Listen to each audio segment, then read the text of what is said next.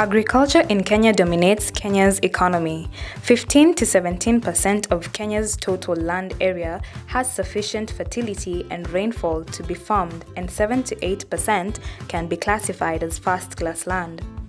In 2006, almost 75% of working Kenyans made their living farming compared with 80% in 1980.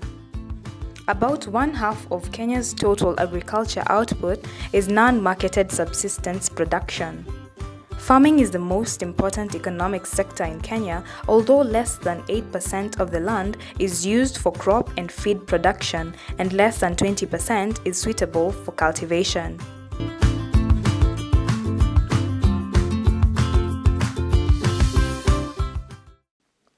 The Kenya Climate Smart Agriculture, headed by Mr. Francis Muthami, is a project that envisions a climate-resilient and low-carbon growth sustainable agriculture that ensures food security and contributes to national development goals in line with the Kenya Vision 2030. Yeah, my name is Francis Muthami. I'm from the Ministry of Agriculture, and I'm currently running the Kenya Climate Smart Agriculture project, which is done between the World Bank and the Ministry of Agriculture. Climate smart agriculture is actually a noble idea that looks at addressing food security in the face of climate change. And food security, from the FAO definition, is when all people at all times have access, both physical, social, and economic, of sufficient, safe, and nutritious food. And that's what we hope to achieve as a country. The climate-smart agriculture will help meet rising food demands, end poverty, hunger, and combating climate change. The issue of the climate-smart agriculture was coined by the UN Food and Agriculture Organization in 2010 during a conference in The Hague, in the Netherlands, that was looking at issues of agriculture, food security, and also climate change. As a country, why we need climate-smart agriculture is because it helps us address the triple wins. We are talking of increasing productivity, we are talking of building resilience, and we are talking of reducing the greenhouse gas emissions, both for crop farmers, livestock farmers, as well as aquaculture farmers. Yeah, if you look at the 20th century, we were more on the green revolution, looking mainly on productivity, without caring how we use the pesticides. And at the end, we had a lot of pollution of water masses, which meant it had negative effects on the populations, investments, and the environment. Now, climate smart is going a notch higher, because apart from looking from the productivity, we are now looking about building resilience, and we are also looking at how do we reduce the greenhouse gas emissions.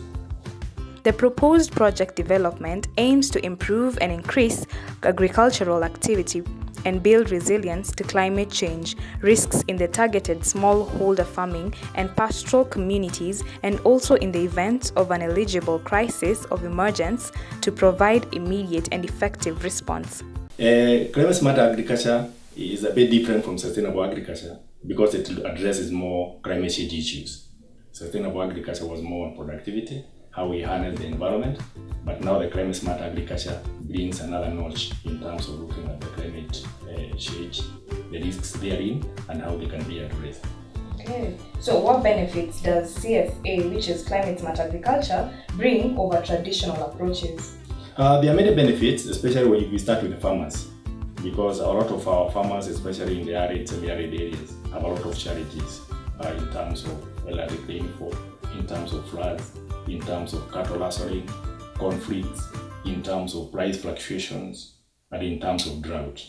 And the CSA now will be able to offer an opportunity for those farmers to be able to increase productivity of whatever commodities they are having, and also build their resilience as they also reduce the emissions from the greenhouse gases. Okay, so how does CSA work in practice? In practice, CSA, as we said, is a holistic approach. So you have to bring all the players on board. The donors, the beneficiaries. Then you have got to see what is needed. So you need to carry out a kind of a baseline. What are the challenges that we are talking about? How will these challenges be addressed? What will be the contribution of the communities, either in kind or in cash? Then you have to develop a very clear resource framework. From the onset, what do you want to achieve? How will you measure what you want to achieve? And then now from the baseline, you'll be able now to set targets. And now mid-term, you can be able to evaluate, say, see whether you are still on track.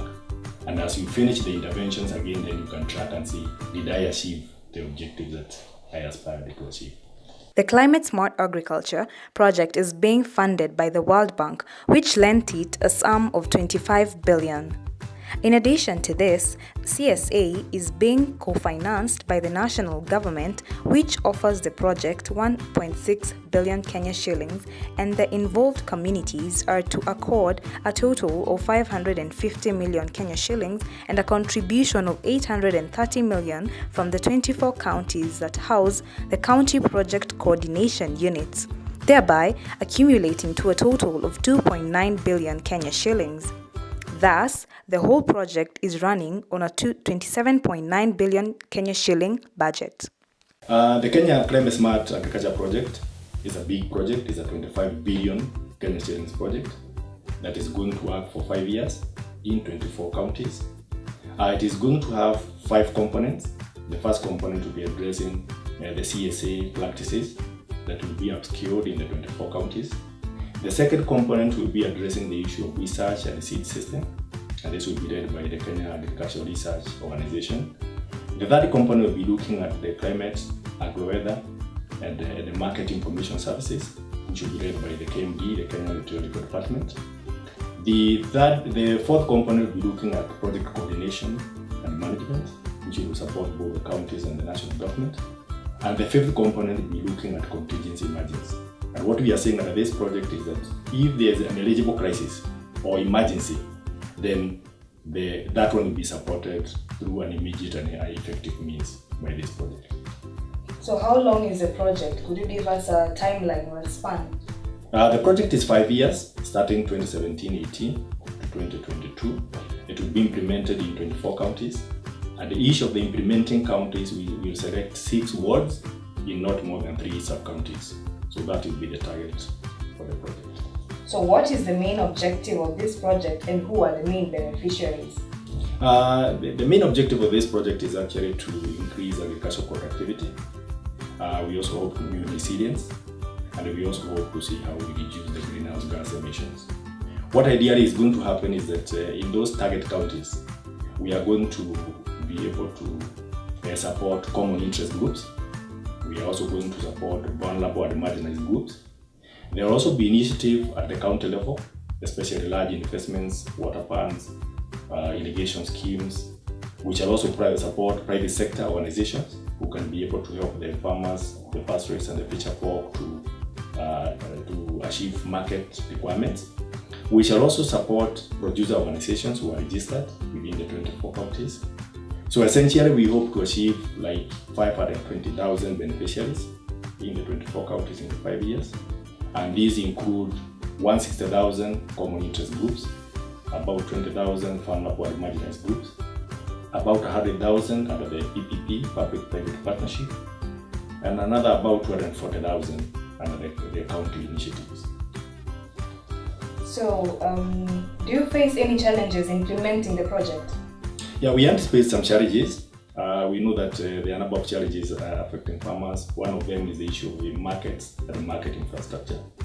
If there is no clear market and market infrastructure, then it becomes a challenge for farmers to invest in innovations. The other challenge is the issue of credit facilities for farmers. Without very good credit facility, it will be very hard for farmers to be able to do investments. The third challenge is the issue of inputs, both in terms of prices, both in terms of adulteration in the market, and therefore, if the farmers don't have the right inputs, again, the whole value chain will be affected. More to that, the issue of farmer organization. If you don't have well-organized farmer organization, then the issue of accessing markets in terms of the quantities they have, in terms of qualities, will also be a challenge. And the last challenge that we foresee is the issue of rain-fed agriculture. If farmers are going to continue relying on rain-fed agriculture, that will be a challenge. And we see a hope that the project will be able to offer support to irrigation for those communities. So, Mr. Muthami, tell us what informed the CSA? The Climate Smart Agriculture project was informed by our previous projects we have been implementing. We were implementing some other 3 World Bank supported projects. One of them was the Kenya Agricultural Productivity and Business Project, which we were working in 20 counties. And the issue here was for us to support communities to be able to increase productivity and agribusiness. Under this one, we supported over 100 commodity value chains, and we were able at the end of the project to see a return to investment of more than 25 shillings for every 1 shilling that we invested. We have been able to document those stories. A good example would be like in Embu, where farmers had bananas as a value chain. The baseline for that, the farmers were getting about 43 million annually. And after our intervention, they were able to get about 123 million annually. And we had another project that looked at sustainable land management. We worked in 3 water catchment areas, that is Kikuyu Kinare, Sherengani, and Taita. And we saw a lot of positive effects of sustainable land management. One of the pilot areas we worked on was Sasumua, that supports water to Nairobi. And we were able to see, due to a reduction of the erosion, the water quality had improved. We were also able to engage the youth in those water catchment areas to do the infrastructure. And at the end of the day, they were also able to come up with income generating activities. And that one we found was very positive. The last project we had was addressing the issues of adaptation to climate change. This one we worked in 4 counties of Garissa, West Pokot, Kilifi, and Tana River. Again, we worked with the communities to develop water plants and also investments in agro-processing and value addition. And we can be able to report that even when there was drought in those 4 counties, the communities still had water in those plants, both for human use and for the communities.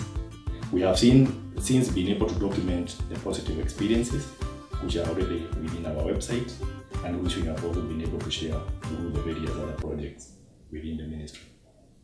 So what is your parting shot or punchline in regards to CSA? What I would say is that CSA being a holistic approach, I see the need for all players to have the input into it. And considering that 83% of the country is arid or semi-arid, and that's where a lot of drought issues are, then I think all the players need to work together so that we can be able to achieve the triple wins. Again, we are saying increasing productivity of whatever value chain the farmers have, whether crop-based, livestock-based, or aquaculture. We also need to build their resilience so that in case there is a recurrent drought, they don't suffer as much as what we would have suffered initially. And finally, we also hope to be able to reduce the greenhouse gas emissions as a core benefit to the activities that will be implemented by the project. Thank you so much for coming. We've learned a lot. Good. This has been Biashara Kilimo on Biashara TV. Hope you've been able to learn a lot from Mr. Muthami. Be able to practice what you've learned and use the knowledge to impact other people's lives.